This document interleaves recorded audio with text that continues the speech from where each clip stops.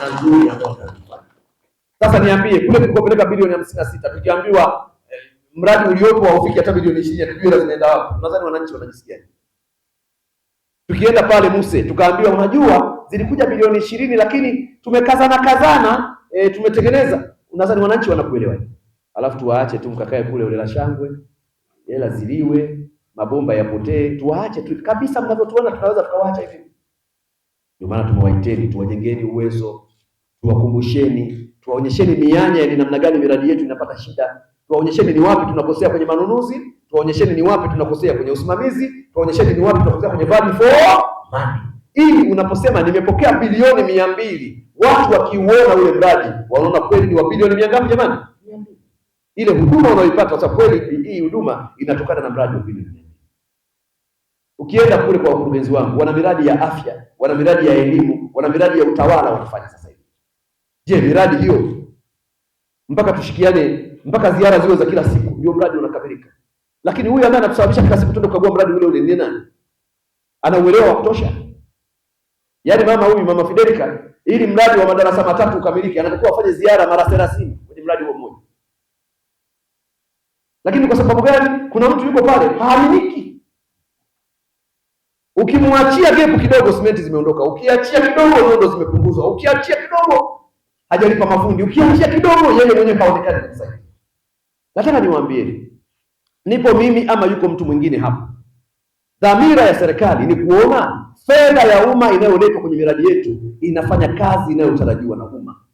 Miradi yao ianze kwa wakati, ikamilike kwa wakati, na itolewe huduma inayotarajiwa kwa ubora unaotakiwa. Hilo jambo la kwanza. Lakini jambo la pili, wanatamani CAG anapopita, mkaguzi wa ndani anapopita, mkaguzi wa nje anapopita, kamati za bunge zinapopita, zikute hiyo miradi haina kasoro zinazotokana na usimamizi, ufuatiliaji ama ubora unaozingatiwa. Naomba siku ya leo tuitumie kujifunza, tuitumie kuona ni wapi tulikuwa tunapatia, ni wapi tulikuwa tunakosea. Lakini pia tuitumie siku ya leo kujizatiti kwamba endapo kwa haya niliyofundishwa nikikosea, sasa ruksa kuwajibishwa. Na mimi nataka nikwambie kamanda, baada ya leo, maana kuna kipindi nilikuwa nakwambia subiri kidogo, tuma waende tena, hebu wafuatilie tena kidogo, hebu wamuite na yule. This time baada ya haya maelezo, mradi ukianza from the beginning, ukiona dalili usiniambie habari ya tunachunguza. Sema mkuu, tunaomba tusimamishe wafuatao, alafu mambo yaendelee. Huu mkoa una watu wengi. Kama kuna mkuu wa idara ambaye ni tatizo, simamisha kwanza, uchunguzi mkute nje ya ofisi. Hatuwezi kuwa tunazungumza mambo yale kwa namna ile na watu wale. Itakapobainika kuna sehemu bado ziko changamoto zinazotokana na haya ambayo tumejifunza leo, hakuna kuchekeana. Mkurugenzi ukichelewa kuchukua hatua, mamlaka yako ya nidhamu itachukua hatua kwako. Mkuu wa idara ukichelewa kuchukua hatua, mkurugenzi atachukua hatua kwako.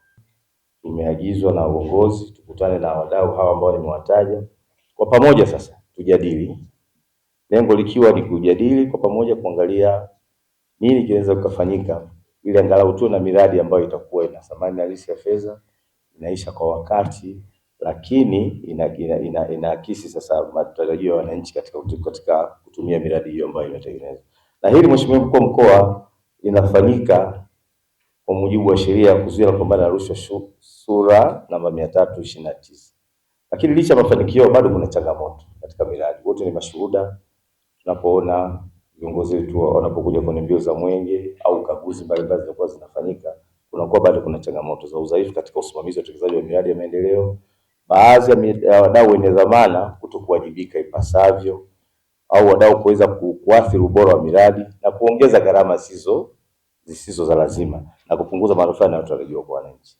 Sasa hizi huwezi tena ukamuita mwanze kunegotiate. Sasa hilo linakuwa ni deni la shule na deni la halmashauri. Lakini wakati huo tunawatesa wananchi walioko pale kijijini. Na hii ilikuwa ni mradi wa boost kwa mfano. Hiyo ilikuwa kwenye manunuzi, kwenye malipo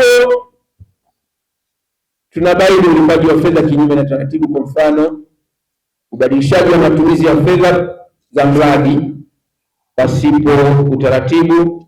Mfano, pesa za mradi kulipa posho za vikao, ufanyaji wa kazi za malipo kwa kazi ambazo hazijapitishwa kwa mujibu